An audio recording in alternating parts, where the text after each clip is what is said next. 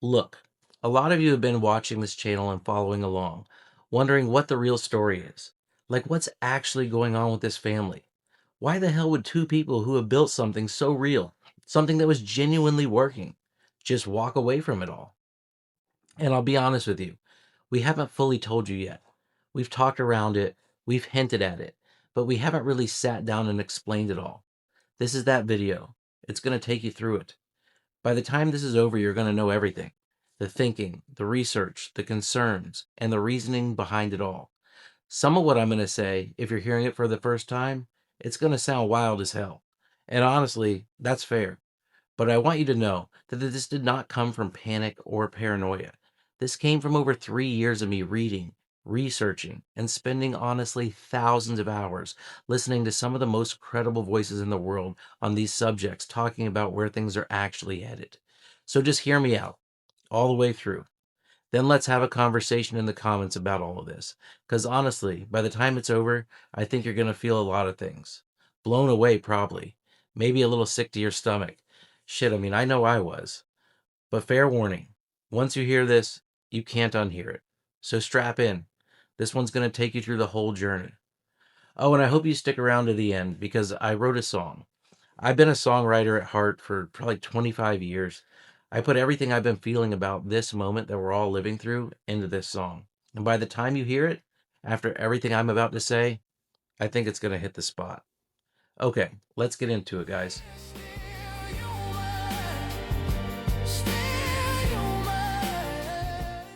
Let me start with some context because I think that matters. You know, me and Ange are not reckless people. I wouldn't call us impulsive. We're not the kind of people who just blow their entire life up on a whim and figure it out later. And if you know us personally, you know that. You know we did things right, or at least tried to. I mean, we followed the playbook completely. Angela bought a dental practice and really grew it into something special. We built a building to practice out of, and we built that from the ground up. Years of sacrifice, real patience, real staff, real relationships, real responsibility. We have bought, fixed up, and sold 4 different homes that we've lived in over the past 10 years. We had a plan. We were saving diligently for retirement, saving for the kids to go to college, doing all the responsible adult stuff you're supposed to do. And honestly, we were kind of crushing it. I mean, by every measure, our life looked exactly like it was supposed to look. And here's the thing, we weren't unhappy either. I want to be clear about that.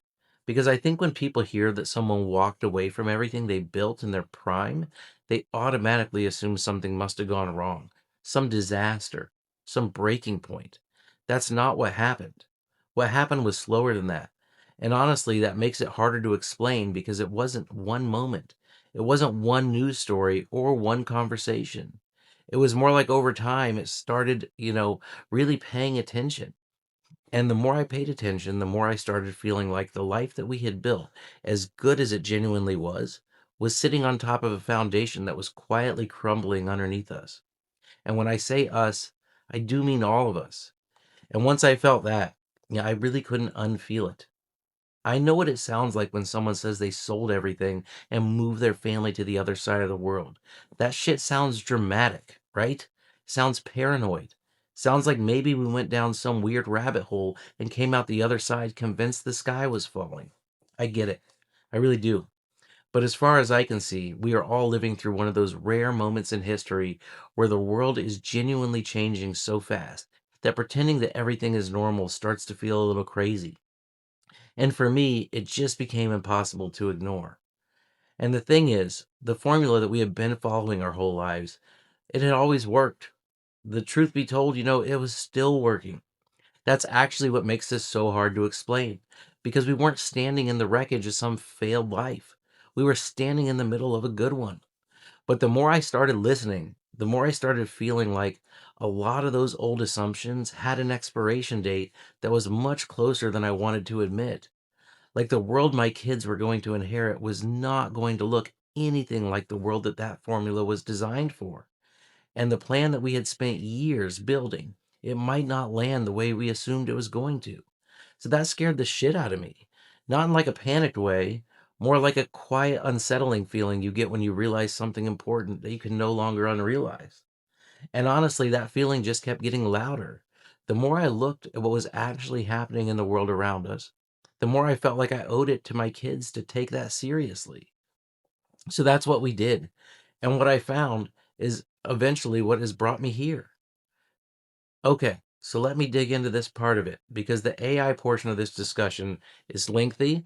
It is a big one, but it is very important, and I'm excited to finally cover it. So, before I do, I already kind of know some of you might be thinking. And honestly, if I hadn't gone as deep on this as I did, I'd probably be thinking the same thing. Like we've heard this before. Every new technology scares people. There's the printing press, the industrial revolution, the internet, the iPhone, and every single time we've adapted and things have gotten better. And honestly, that's not a crazy take. Historically, it's been true. But here's the thing that shifted it for me. Every single technology in human history automated something specific. The plow, it automated physical labor. The printing press automated copying text. The factory automated assembling goods. And the computer automated calculation. Every one of them had a lane. And because they had a lane, human beings stayed in charge of everything else. There was always something left that only we could do. What they're building right now is the first technology in history that has no lane. It's coming for the very thing that made us valuable in the first place, our ability to think, to reason, to learn, to create, and to problem solve. This is not the iPhone, and this is not the plow. This is the first time that the tool is actually coming for the tool maker. And that's just a different conversation than anything we've ever been faced with before. But anyway, whatever, back to the bigger picture, because what's being built goes way beyond these productivity tools that we all see and we all use. And I say that having been pretty deep into this research for a while. I was listening to all of this stuff before ChatGPT was really anything the mainstream was playing with yet. And then one day we looked up and it was already showing up in our business. Advertisements in our inbox for AI front desk employees. AI writing patient notes in dental practices, something a real employee used to get paid to do in our practice. Filing insurance claims. And then all of a sudden, there are AI applications everywhere. Half of what you see on YouTube and across the internet is just completely AI generated bullshit. And that's when, it all kind of clicked because this wasn't some far off theory anymore. This was exactly what people had been saying was coming, the same people we've been listening to, on just about exactly the same time they said it was going to happen. Okay, so let me give you a real world example. Like, let's take accounting. I'm not picking on accounting, it's just one industry that's clearly going to be disrupted. Right now, if you use AI, you can do in an hour what used to take 10, which means, you could charge a fraction of the price and still make the same amount of money. And when AI gets good enough that it's not making, these growing level pain style mistakes and it doesn't require human oversight, and it is getting there, it's getting there fast. So why would anyone pay 10 times more for the same work? They're just not going to. But that's just one example. I mean, this is basically coming for every cognitive profession, every intellectual space. And it doesn't matter if you want to use it or not. If your competitor is using it and they can undercut you based on price and speed, you're either going to have to adopt it or you're going to fall behind. There's not really a choice anymore. We saw that coming in our own business, and we made a decision that we did not want to participate. We didn't want to find ourselves heavily leveraged in debt either, deeply invested in an industry that's getting disrupted, sitting at what felt like ground zero for all of this. And by ground zero, I mean America, which I will get into here in a bit once we get past this AI bit. But we wanted to get out of the way, get to a place, where we had no debt and where we had options and where we could watch this thing unfold from the sidelines instead of getting steamrolled by it. That's just what made sense for me and for my family, for our situation. It's not a prescription for anybody else, and I'm not here to tell anybody else what I think they should do or act as if I know. I just know what I'm doing, and what I'm doing is being proactive. But let me take you back to where it all started for me, because I think if you hear it the way I heard it, maybe that'll help. For me, it started with a podcast. Mo Gawdat.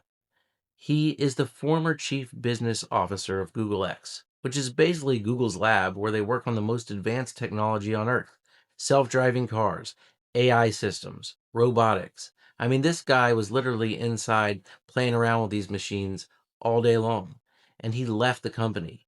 And then he wrote a book called Scary Smart, amongst other books, and started doing interviews about what he saw coming. I stumbled across him on the Diary of a CEO podcast, a 2 hour long interview. And I want to be honest with you about what that experience was like for me, because it wasn't inspiring and it was not exciting. It was one of the most unsettling and sobering 2 hours I've ever spent. Somewhere about halfway through, I remember just sitting there feeling genuinely sick to my stomach. Like that specific feeling you get when you hear something that you know is true and you just desperately wish it wasn't. And if you're feeling that way right now, listening to this, I get it. I really do. That feeling means that you're paying attention. Anyway, from there, I just kept pulling on that thread.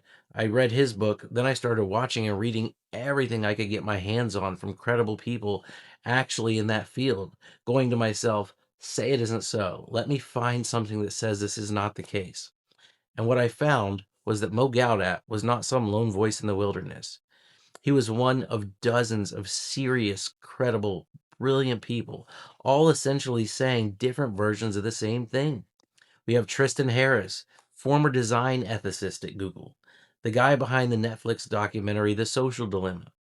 He's been sounding the alarm for years, but his argument is a little different from everybody else's, and it's the one that might actually hit closest to home.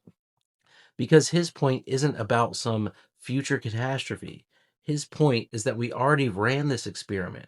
We already took a massively powerful technology, social media, and we rolled it out at full speed with zero guardrails, no real oversight. Just grow it as fast as possible and figure out the consequences later. And we already know how that ended up. Attention spans destroyed, kids with wrecked mental health, trust completely eroded, political division cranked all the way up to the max. Everybody radicalized inside their own little algorithmic bubble. We are still living in the wreckage of all of those decisions right now. And his warning was simple: we're going to do the exact same thing with something exponentially more powerful. Same playbook, same incentive structures, maximize profits for shareholders. Same absence of anyone actually pumping the brakes. Except this time, the stakes are not a mental health crisis or political polarization problems. This time, the stakes are everything. We have Geoffrey Hinton, Nobel Peace Prize winner, widely considered the godfather of modern AI, the guy who literally built the foundational technology that makes all of this possible. He left Google specifically so he could speak freely about the risks. And what he said when he did was that he puts the odds of AI leading to human extinction within the next 30 years around 20%. One in five. I want you to think about that for a second. Because if someone told you there was a 1 in 5 chance that the bridge that you drove over for work every day was going to collapse, you would find another route. You bet your ass you would. But somehow, when one of the most brilliant scientists alive puts those odds on something catastrophic, we just kind of scroll past it and move on with our day. Partially because we're so inundated with information and so busy trying to keep up with the world that's already moving so fast. I wonder what that's a function of. Anyway, Hinton isn't alone. You have Dario Amadeo, the founder of Claude, Elon Musk, the founder of Grok, Sam Altman, the founder of ChatGPT. Those are three of the most powerful AI companies in the United States. The people literally building these systems, all saying versions of the same thing publicly. I mean, Dario Amadeo was on 60 Minutes, Fox News, and CNN recently, warning that AI could eliminate up to 50% of white collar jobs within the next 1 to 5 years. Not factory jobs, not manual labor jobs.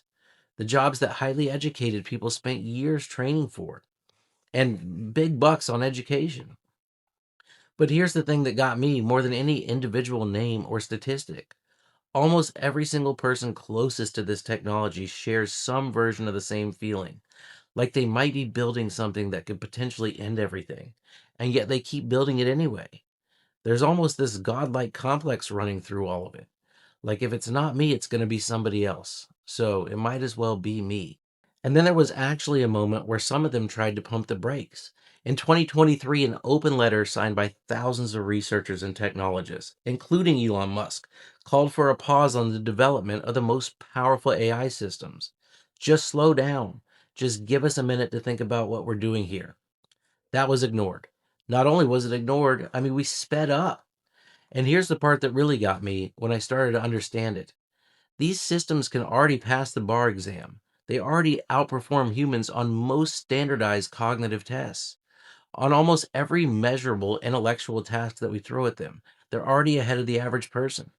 And right now, our best engineers are developing this technology, and it's roughly doubling in capabilities every 6 months or so.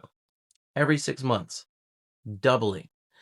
But here's where that gets genuinely hard to wrap your head around. We are getting close to a point where these systems will be capable of designing and coding the next generation of themselves with no meaningful human input. It's called self recursive learning, and that's what they're working towards. And then those systems, those ones that are smarter than anything we built, are going to design the next version of themselves. And those are going to design the next one, and so on. When that happens, this 6 months doubling stops making sense as a measurement tool. It just starts accelerating in a way that human beings can't really wrap their heads around. And the world on the other side of that is going to look nothing like where we are right now. I know that this sounds like something out of a science fiction movie. Trust me, I know it does. But this is being openly discussed by the most serious and credible people on Earth. This is not science fiction anymore, guys. This is not a conspiracy theory. This is just where we actually are. And honestly, it fucking sucks. Like, it's super upsetting. I don't want it to be true. It just happens to be so. And I know what the next question is because I asked it myself. You know, if the people that are building this are so scared of it, why the hell don't they just stop? And that's totally fair.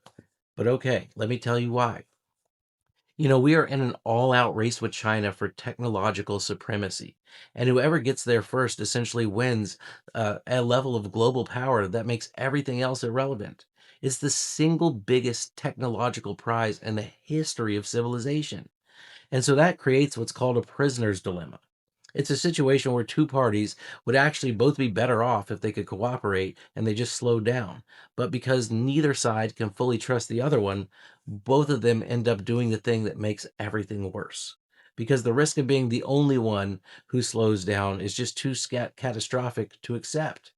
So here we are. The US knows this is dangerous. China knows this is dangerous. And both are driving full speed ahead anyway. Because if we slow down and they don't, they win everything. And no government on earth is willing to take that risk.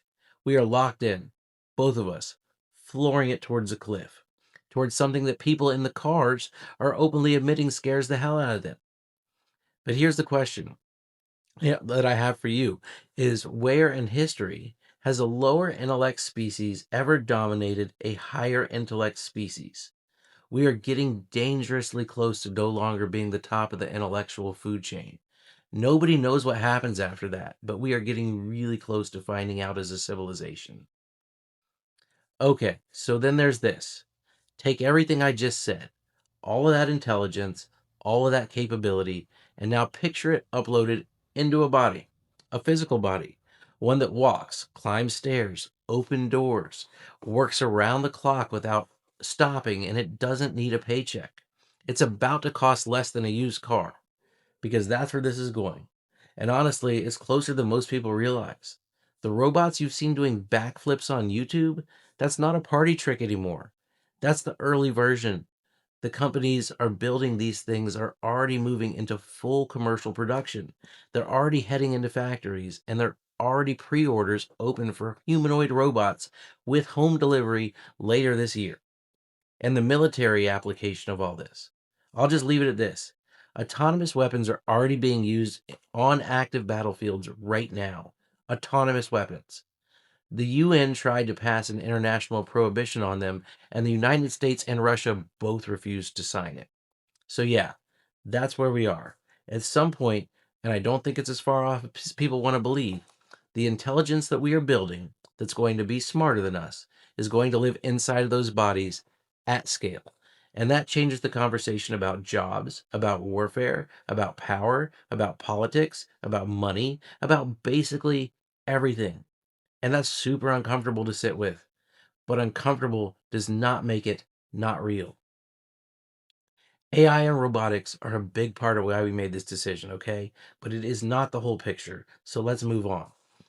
When I looked at America more broadly, really looked at it, I saw a country that felt genuinely strained in ways I think that a lot of people feel, but they don't want to say it out loud. Look, I love America. I do. I'm not renouncing my citizenship. I'm not standing here pretending that this country has given me nothing because it's given me everything. But love doesn't require blindness. I saw a country buried in debt with no real plan to deal with it. A country that spends more on healthcare than any nation on earth and still somehow produces some of the worst outcomes in the developed world. A country where people don't trust the government, don't trust the media, don't trust institutions, and increasingly they don't even trust one another. Where nobody can agree on basic facts anymore, where everything feels political, where everybody seems like they're one algorithm away from hating the other side just a little bit more than they did yesterday. There's just this feeling of cultural rot that keeps ramping up. Like the volume just keeps getting turned up louder and louder and louder, and nobody can find the remote. That is not a stable foundation for going through the most disruptive technological shift any of us have ever witnessed. And then there's this, and I say this purely as a dad, not as any kind of political statement. My kids are doing school shooter drills. Jackson's in fourth grade, Avery's in third. Same neighborhood school, once a month. I mean, they call them lockdown drills so they don't traumatize the kids, right? But once a month, my 10-year-old son and my 9-year-old daughter practice what to do if somebody comes in the school to shoot them. And I know people want to jump to statistics. The odds are low, blah, blah. Sure, yeah. Okay, I get it. But that's not really the point. The point is, what does that do to some young kids, mentality growing up in that kind of reality? What does it say about where we are as a culture? And I looked at that and thought, if I have another option, why the hell am I pretending this is just fine? When you add all of that up, the AI acceleration, the debt, the healthcare mess, the social fragmentation, the collapse of trust, the cultural rot. The conclusion I kept landing on was not that I knew exactly what was coming. It was quite the opposite. I genuinely don't know what's coming. And that uncertainty, that specific feeling, had just become too large to ignore anymore. We all lived through COVID, and that was hard. It was hard on everybody. There was something about that fact, though, that it happened to everybody at the same time that made it survivable to all of us as a society. We all kind of pivoted together. The government had a framework, at least a loose one, to respond. People showed up for one another. We got through it because we were all in the same boat together at the exact same time. What I'm describing here, at least early on, is not going to be anything like that. When AI first starts displacing jobs at scale, it's not going to just happen to everybody at the exact same time. It's going to start happening to certain people, certain industries, certain communities. Well, everybody else is still fine. And there's not like a government playbook for that. For individually fixing the lives of certain people who suddenly can't pay their mortgages. And I'm not talking about people on the margins on one side or the other. I'm talking about people in the middle with, college educated people. I'm talking about lawyers, accountants, analysts, people in their mid 40s with kids and with mortgages and a life built around a career that is suddenly worth a fraction of what it once was. What happens to those people? What's our plan? And then I look at the country that we're all living in, and there's already more guns than people here. And trust me, I know, I owned a bunch of them. I sold them all to move to New Zealand. But trust here is already gone. Division is already maxed out. Institutions are already seen as the enemy by a huge portion of the population. I can see how it could get ugly quick. And I don't want to be standing in the middle of that. So, okay, why New Zealand? I know that's been sitting in the back of a lot of your heads. Of all the places in the world, why pack up your entire life and go there specifically? And look, I already know what some of you guys are thinking because I've heard it. And honestly, it's a fair challenge. AI is going to catch you in New Zealand too. Yeah, I know. I'm genuinely not under the illusion that I found some magical island sitting outside of history. New Zealand is a modern, connected country, and yes, every single thing I just described is coming there too. The disruption, the job displacement, the AI acceleration, all of it. I don't think there's any escape hatch. There's no country on earth where this just doesn't eventually find you. So then why move at all? Because that was never really the argument. The argument was never go somewhere it won't happen. The argument is when the wave hits, where do you want to be standing? How high is the water going to get?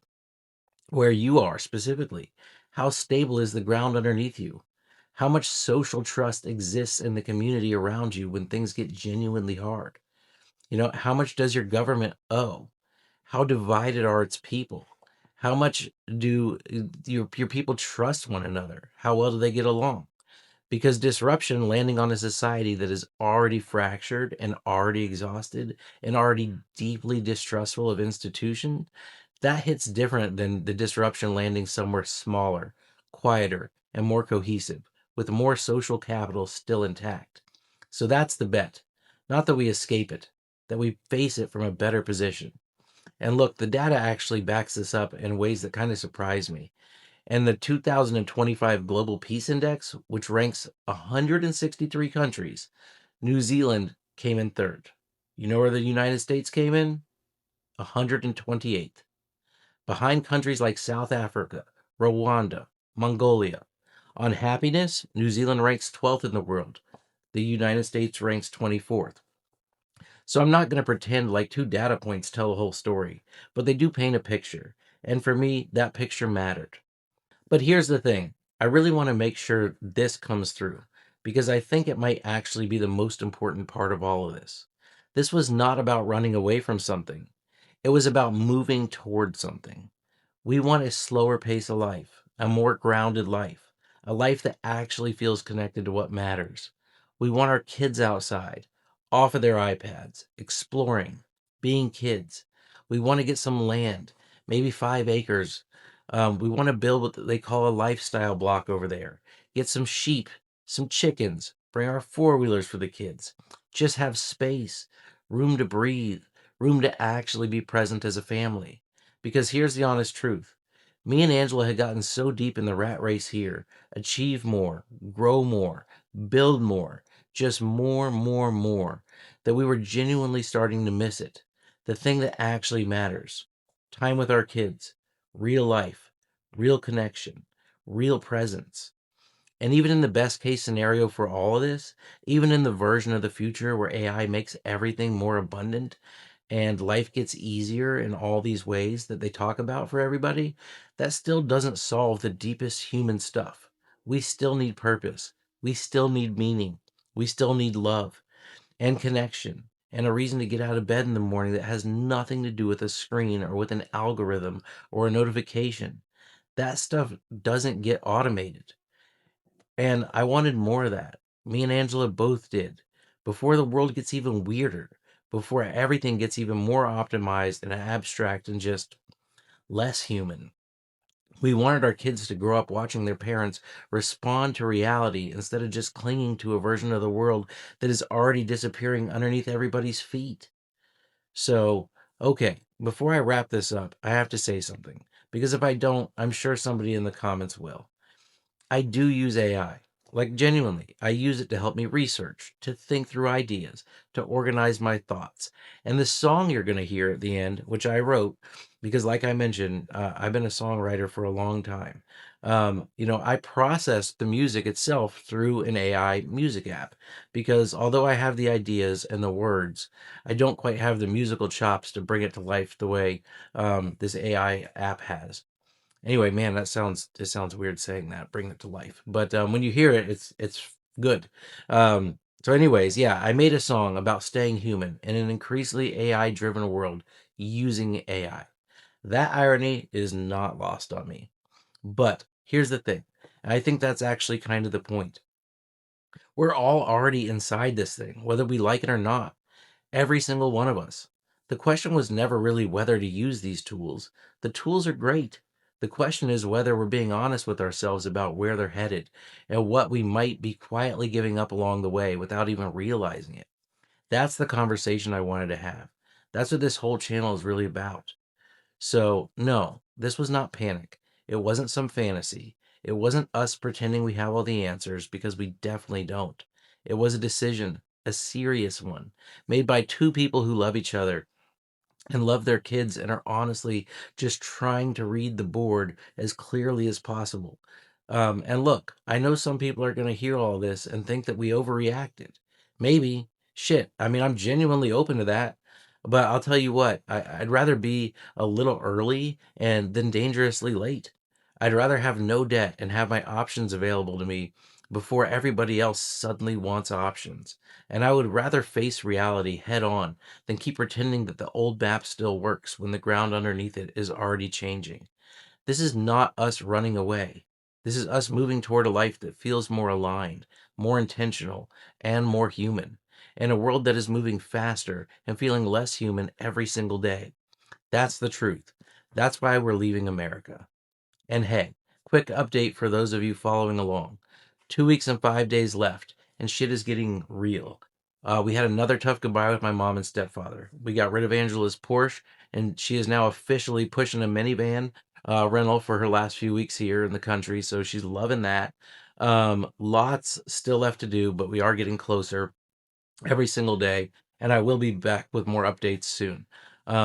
So anyway, I wrote this song a while back. It's called Wake Me Before We Disappear. And honestly, I think it does a good job to capture my feelings of the moment that we're all currently living through. So I hope you stay for it. And if any part of this video resonates with you, if it made you think or made you feel something, I hope you share it, because I really do believe more people need to be having this conversation. Oh, and I'll drop a link, or a few links really, in the description to some of my favorite conversations on all of this. The podcast, the interviews, the stuff that started this whole journey for me. It's worth your time if any of this got your attention. And if you want to follow our journey, please subscribe. I hope to continue this conversation with everybody down in the comments and more and more through my future videos. So I'll do my best to reply to every single person. Anyway, stick around for Wake Me Before We Disappear. Until next time, I'm Justin, and in a world moving faster than ever, still human.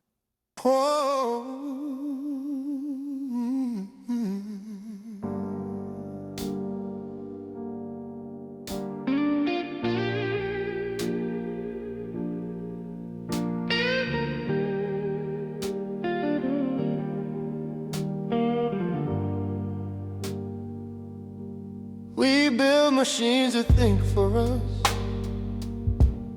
and call that being free. Turn our hearts into a data set and lost what used to be.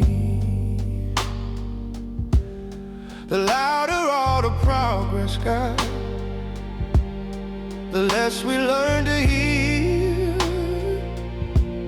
Now silence sounds like danger, and truth feels like fear.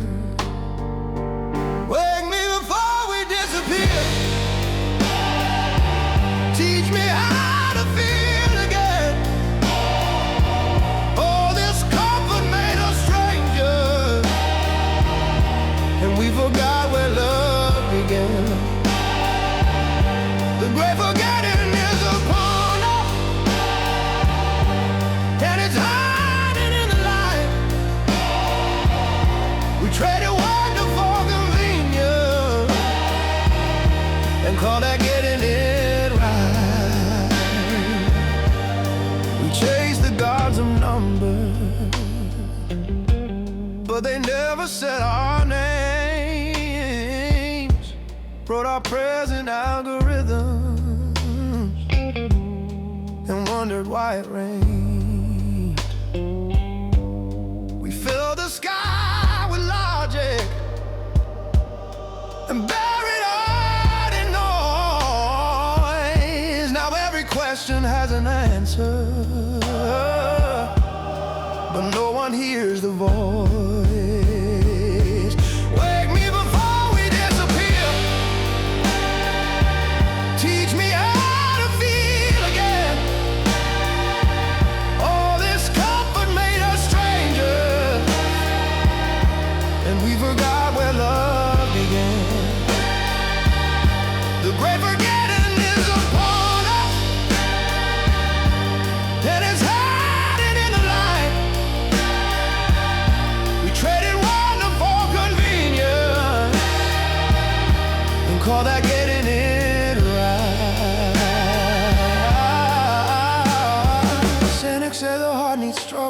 Mama said love's the only code, but we build a world avoiding pain and wonder where the courage goes. We stand beneath our own creation, amazed and terrified. We dreamed of living like the gods and forgot we're meant to die. Wake me before we disappear. Teach me how to feel again. All this comfort made us strangers, and we forgot where love began.